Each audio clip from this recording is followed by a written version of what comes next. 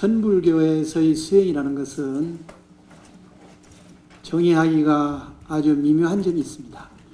조사선에서는 도불용수라 해가지고 진리에는 닦음이 필요 없다라는 말이 있습니다.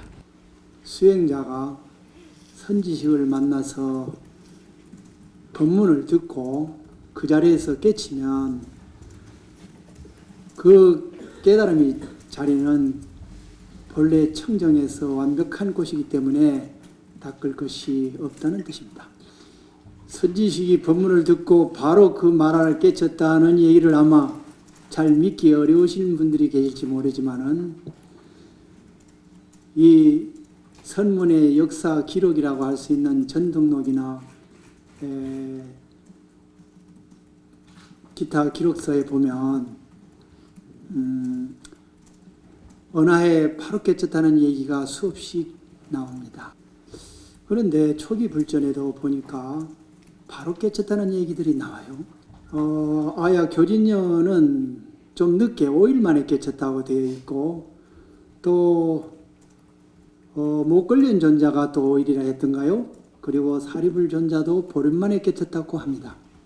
그래서 선불교에서 은하에 바로 깨닫는다는 이것은 예외적인 것이 아닌 것입니다. 그런데 시간이 지나면서 처음에 깨닫기 위해서는 수자들은 특별한 수행을 하는 게 아니고 선지식을 찾아다니는 것이 전부였습니다. 선지식과의 문답, 그걸 소위 법거량이라고 하는데 그것을 통해서 깨달음을 성취할 수 있다고 믿었기 때문입니다. 그러나 시간이 지나면서 이와 같은 조사선이 일반화되고 정형화되는 단계에 이르렀는데요. 그것이 바로 가나선입니다. 가나선이라는 것은 화두를 참고하는 수행법인데요. 화두란 예컨대 이런 것입니다. 어떤 스님이 운문 스님한테 부처에 대해서 물었습니다. 무엇이 부처입니까? 그러자 이렇게 대답을 했습니다. 말은 똥막획이다. 가장 고귀한 존재인 부처님에 대해서 물었는데 그 대답이 왜 말은 똥막대기가 되는가? 이렇게 우선 듣는 사람은 의심하지 않을 수 없게 됩니다. 조사 스님들은 부처님과 똑같은 깨달음을 성취한 분들입니다. 중생들이 이익을 위해서 할 수 있는 모든 일들을 다 하는 서원을 가진 분들입니다. 그렇기 때문에 진리에 대해서 묻는 사람에게 소홀히 대답하거나 진실치 못하게 대답할 이유가 전혀 없습니다. 그런데 왜 가장 추한 것이 더러운 것이 대명사인 똥막대기라고 대답을 하실까? 이 화두는 보통 사람이 듣고서는 쉽게 이해할 수가 없습니다. 그래서 격의 언구라고도 말합니다. 화두라고 하는 것은 그냥 보통 말이 아닙니다. 이것은 누구든지 의심하지 않을 수 없게 하는 그런 의심하게 하는 말이고 또 이것에 대한 해답을 얻기만 하면 깨달음에 이를 수 있는 깨달음이 관문과도 같은 말입니다. 이렇게 의심이 일어나면 그 의심을 계속해서 반복하면서 의심을 지속해 나가는 것이 화두를 참고하는 방법입니다. 처음에는 생각을 따라서 짓지 않을 수 없지만은 그것은 아직 공부에 들어서기 전 단계입니다. 생각이 끊어지고 순수한 의심 상태에 들어서야만 진이라고 말하는데 이것이 공부의 시작 단계라고 말합니다. 이 단계는 대체로 한 4단계 정도로 나눠서 얘기를 합니다. 고요하게 앉아있는 좌선 중에만 계속되는 단계, 갔다 왔다 움직이면서 일상적인 활동 가운데서도 지속되는 단계, 그리고 잠자면서 꿈을 꿀 때까지도 지속되는 단계, 잠을 잘 때 꿈을 꾸는 일도 없이 숙면 상태가 되었을 때에도 지속되는 단계, 이 진이 단계에 들어서야 진정한 공부라고 하고 여기에서는 매우 집중된 느낌과 또 매우 맑고 깨끗한 그런 느낌을 받게 됩니다. 그리고 다른 어떤 데서도 느끼지 못했던 깊은 희열감을 느끼게 됩니다.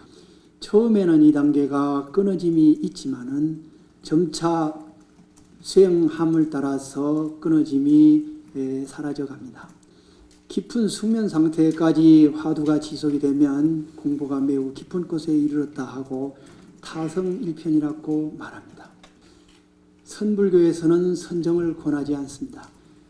단경에 보면은 유론경성이요 불론선정해탈이라고 하는 말이 있습니다. 그 뜻은 다만 견성만을 말하고 선정과 해탈은 논외로 친다, 말하지 않는다, 이런 얘기입니다. 해탈을 말하지 않는다는 것은 깨닫기만 하면 거기에 갇혀져 있기 때문이라는 것이고, 선정을 거론하지 않는다는 것은 그 선정이 입출정으로 말미암아서 있는 그 단절성 때문입니다. 선정에는 반드시 입정과 출정이 있습니다. 그러한 단절성이 진정한 깨달음을 방해한다고 믿고 있는 겁니다. 그런데 이렇게 지속되는 선정에 관한 가르침은 초기 경전에도 있는 것을 제가 보았습니다. 이렇게 화두가 지속이 되다가 어느 순간 그 의심을 타파하는 것, 그것도 폭발적으로 타파하는 것, 그것을 깨달음이라고 말합니다. 바야흐로 의심을 타파하고 화두를 타파하고 찾던 바 정답을 찾아낸 것입니다. 그러면 그 깨달았다는 깨달음의 내용은 과연 무엇인가? 일반적으로 그거에 대한 말씀들은 말할 수 없다라는 것입니다. 그것은, 그 깨달음의 경지라는 것은 일반 사람들이 지적 수준을 벗어나는 것이기 때문에 설명이 안 된다는 것입니다. 그러나 만일에 억지로 우리들이 지적 수준에 맞춰서 설명을 한다면 그것은 연기법이다, 이렇게 말할 수 있다고 합니다. 연기법이라고 하는 것은 무아라는 뜻이고 또 무실체 공이라는 뜻입니다. 공이라는 것은 비어 없다는 뜻인데요, 있던 것이 소멸해 없어졌다는 뜻이기도 합니다. 일체가, 이 세계 전체가 연기 아님이 없다고 하는 얘기이기 때문에 일체 모든 존재가 무실체 공이다라는 뜻입니다. 모든 존재가 실체가 있다고 믿었었는데 그 실체감이 한꺼번에 사라져서 그 어떤 것도 남아있지 않다라는 뜻입니다. 그것을 선문에서는 대지가 평침이라, 이런 말로도 표현합니다. 이 말은 대지가 한꺼번에 가라앉아버린다, 사라져버린다, 이런 뜻입니다. 이와 같이 일체 모든 것이 소멸해서 없어지는 것, 무실체 공인 것, 이런 세계를 열반세계라고 말합니다. 그러나 대승불교에서는 여기에 그치지를 않습니다. 무실체 공인 현실 세계가 상존한다는 것입니다. 모든 세계가 있다고 말하지만은 그것은 실체성이 없는 것이기 때문에 정말 있는 것은 아닙니다. 그래서 이것을 가유라하고 허상이라고도 말합니다. 금강경에서는 이것을 몽환이라고도 표현하고 있습니다. 그리고 또 하나, 일체가 무실체 공일 때 그 무실체 공인 상태가 완전히 비어 없음만이라면 그것은 의미가 없다고 봅니다. 무실체 공인 상태에서 그 무실체 공인 상태를 자각하는 게 있습니다. 이것을 진공묘의라고 또 표현합니다. 그렇기 때문에 이와 같이 자각하는 것, 무실체 공인 상태에서 공인 상태를 자각하는 것, 이것을 근본 마음이라고 말합니다. 무실체 공인 세계가 존재하고 또 그 무실체 공이 열반 세계이고 또 그 무실체 공이 우리들 마음이라고 합니다. 그렇기 때문에 이 세계와 이 세계의 중생과 열반과 우리 마음은 하나라고 말합니다. 이걸 마음이라 한다 해서 우리가 흔히 알고 있는 우리들 마음이라고 오해하시면 안 됩니다. 이것은 모든 마음이 사라진 상태, 그걸 무심이라고도 하고, 무심이라는 것도 적절치 않은 그런 마음 상태를 말합니다. 이렇게 마음과 세계와 열반이 하나라고 보는 이 사상을 불의사상이라고 말합니다. 우선 앞에 비없다고 말했죠. 이 세계가 비없다. 그러니까 그걸 왈열반이라 한다. 이렇게 제가 말씀을 드렸습니다. 그런데 비없는 그런 세계가 있다고 제가 또 말씀을 드렸습니다. 없는 세계가 있을 수 있겠나요? 이것은 비유를 들면 예컨대 무지개와 같은 것입니다. 무지개가 실체가 없다는 것은 우리가 다 잘 압니다. 이것이 진짜 존재인가를 확인하기 위해서 기구를 타고 올라가거나 헬기를 타고 올라가서 붙들려고 하더라도 붙을 수가 없습니다. 이것은 철저히 없는 것이기 때문입니다.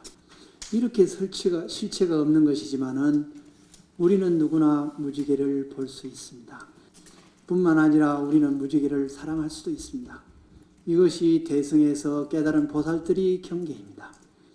이 세계가 실체가 없지만은 실체 없는 세계가 눈앞에 현존하는 것입니다.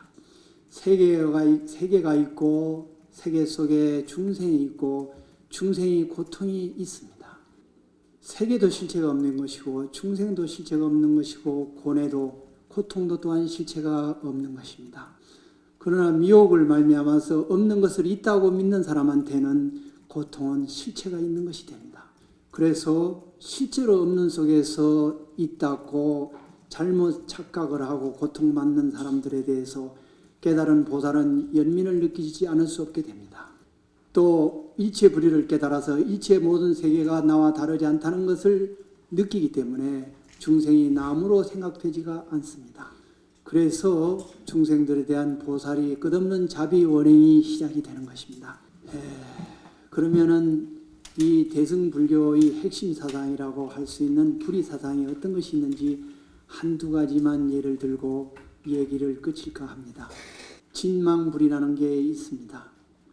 참됨과 거짓이 둘이 아니다. 이것은 중생과 부처가 둘이 아니다라는 뜻이 됩니다. 자타불이라는 게 있는데요. 나와 남이 다르지 않다는 뜻입니다. 이것은 아까 말씀대로 보살이 이 비원 사상이 근거가 되고 있습니다. 또 미호불이라는 것도 있는데요.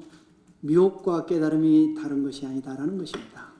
미혹이 깨달음과 다르지 않기 때문에 깨닫기만 하면 미혹은 바로 깨달음이라는 것입니다.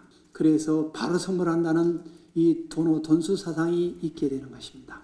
이런 정도로 대승불교 사상의 핵심적인 것을 대략 말씀을 드리고자 합니다. 제가 보기에 대승불교와 남방불교는 2000년 이상 오랜 전통을 가지고 있는 종교들입니다. 오랜 시간 동안 다른 길을 걸어왔고 그래서 다른 모습으로 성장해 왔습니다. 비록 구체적인 수행 방법이 다름이 있고 구경이 깨달음에 대한 차이가 다소 있다 하더라도 모든 사람들이 고통이 재미를 기원하는 것은 꼭 같습니다. 그러나 지금 세계가 하나의 지구촌으로 융화되어 나가는 그런 시대입니다. 불교 사상만이 다름을 고집해서 끝까지 주장할 수는 없으리라고 생각합니다. 모든 사상체계가 과거에 그러했듯이 서로의 빈번한 교류를 통해서 서로를 이해하고 그리고 서로를 존중하고 그래서 융화되어 나가는 과정이 비롯되리라고 생각을 합니다. 오늘 이 같은 만남이 앞으로 불교가 새로운 모습으로 더욱 많은 사람들이 행복을 위해서 헌신할 수 있게 되기를 비럼하지 않습니다.